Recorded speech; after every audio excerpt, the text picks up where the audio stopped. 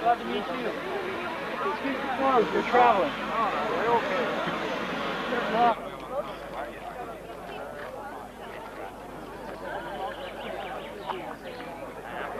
Jagorna krokodilen ej slår den kostlig spis. Av kärlek i mitt hjärta för släkta. Av kärlek i mitt hjärta för svedar. Och gamor mig svåra av kekta. Ja, gamor mig svåra av fektor. Skriv inte.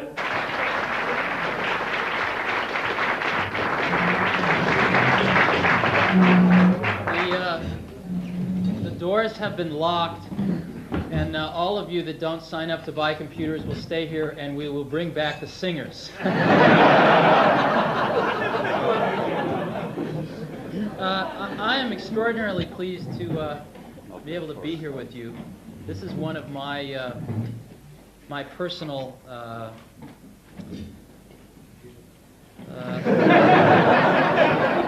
one of my personal hopes and wishes, actually, is that I think that computers can radically revolutionize the educational process around the world.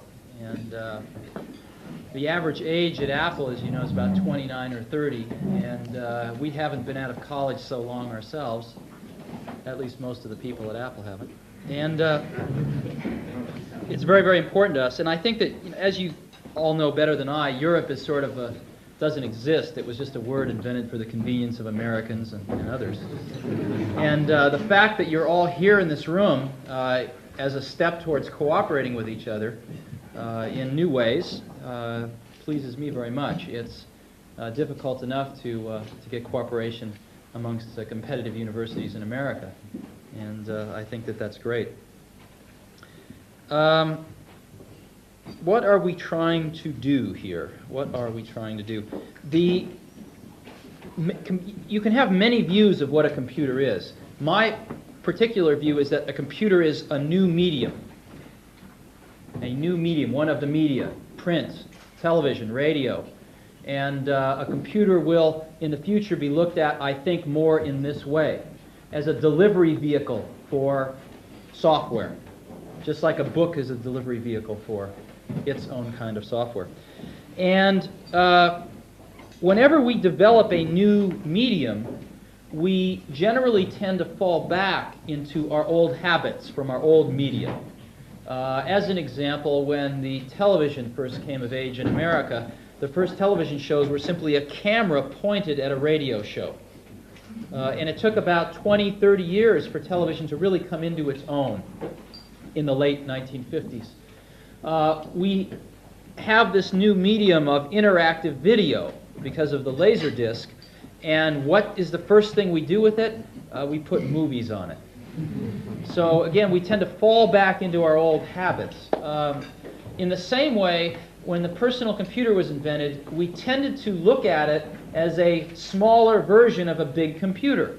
So we put COBOL and Fortran and these bizarre things on it, and looked at it in terms of simple economics rather than the revolutionary nature that it really was.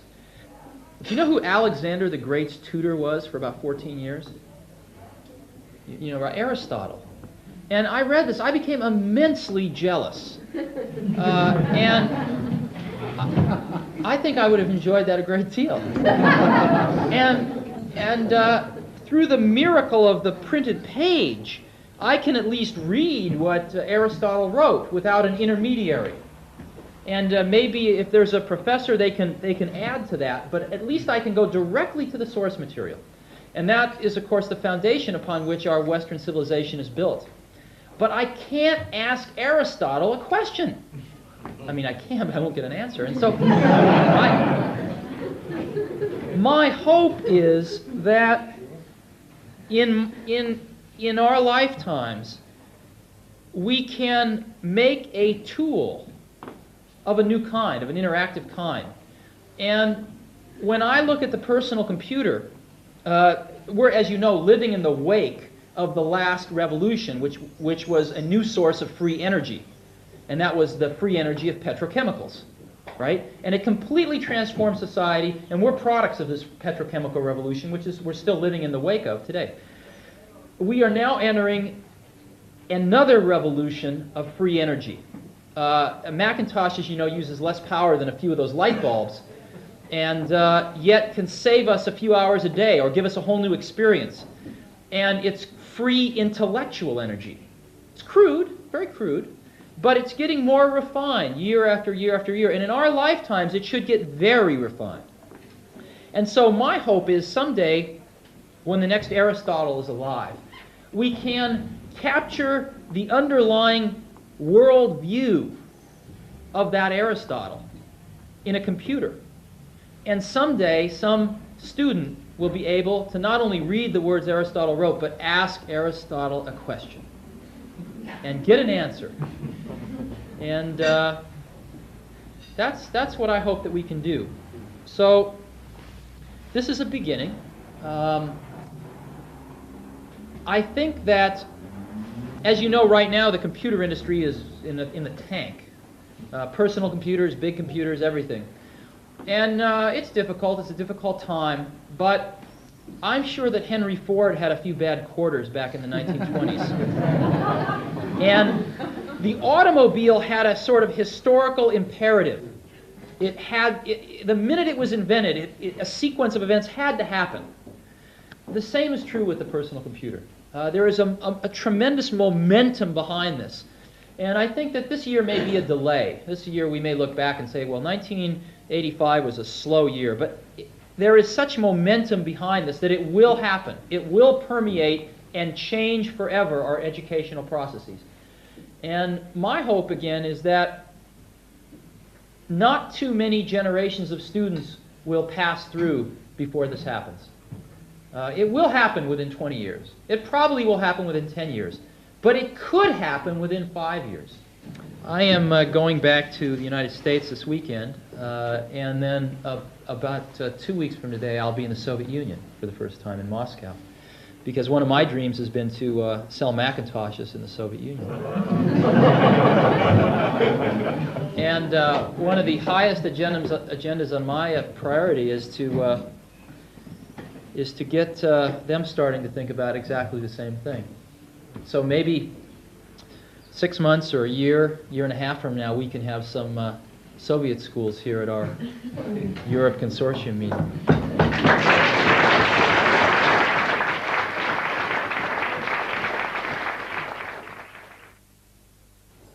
But first I would like to say that I find it very interesting to meet Mr. Jobs. Arriving as he was out of the blue.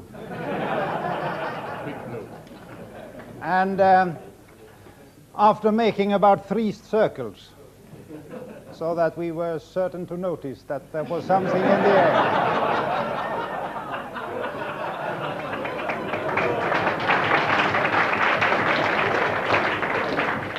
And you can almost hear everybody saying, there is something in the air tonight. Anyhow, I felt somewhat like the Finnish Prime Minister, Mr. Karjalainen, when he spoke a very bad English too. And they had to pep him up heavily with language tuition before he was meeting Mr. Henry Kissinger, arriving from the States. I don't think it was in a helicopter, but it was in a big jumbo plane. Anyhow, they taught Kissinger the essential phrases, and these were welcome, nice weather, and lastly, how are you? And Karjalainen, he learned those words, and he was very happy.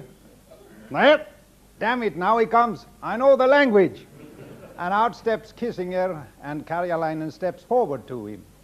And all his teachers are very worried. Will he do it? Can he do it? Can he speak English? And he says, welcome. Oh, well, it. And then he goes into the second phrase, nice weather, nice weather. And the third phrase, and who are you?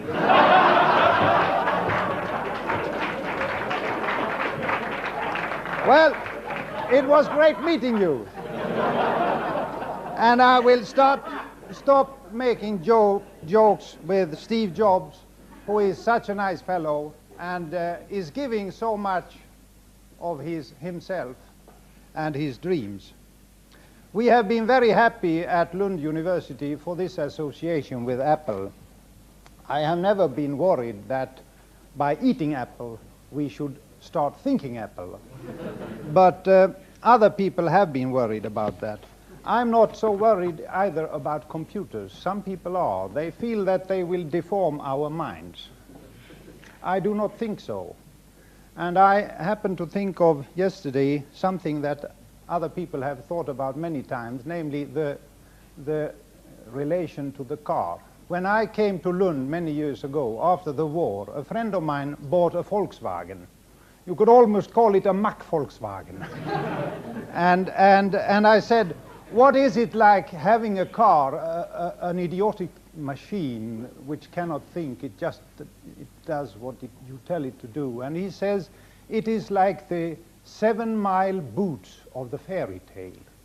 No, we have tales in Sweden, and one of them deals with the 7-mile boots. Boots that you put on your legs, and with them you could take 7 miles in each step. And you got a huge distance by wearing these boots. And to me, that was a wonder of the car, because with the car you could go 7 miles without noticing it. And with computers, you can do a lot of things that you couldn't otherwise do. And with weapons like that, or rather machinery like that, the only problem is in the human mind and not in the computer. It's just like the boots.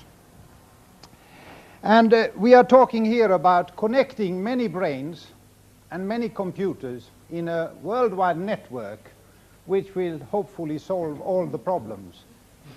I'm not entirely certain that it will, but it will help, of course. The networking reminds me of a story of the building workers. It's actually an example from the school mathematics days, where the problem was if it takes 7 days for 6 men to build a wall which is 100 meters long, how long does it take for 10,000 men? And the answer is just less than a second. And that is, I'm reminded of that story when people at Apple and other places tell me how we connect all the universities of the world.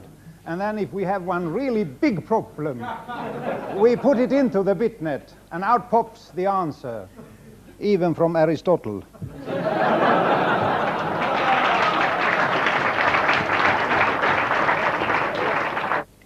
Now, finally, I've heard that Apple has been having some trouble. And we have always been very generous towards industry. We like to support it. And there are no strings attached. Your integrity will not be broken. And I think you need a fresh supply of silicon oxide.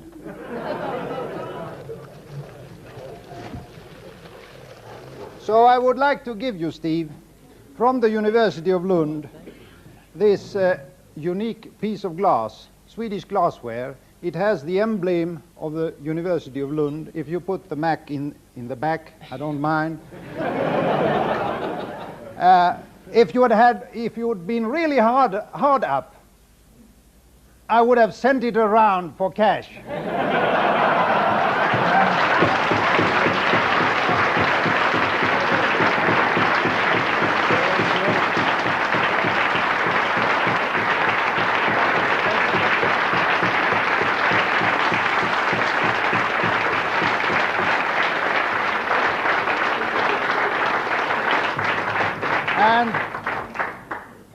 A final word.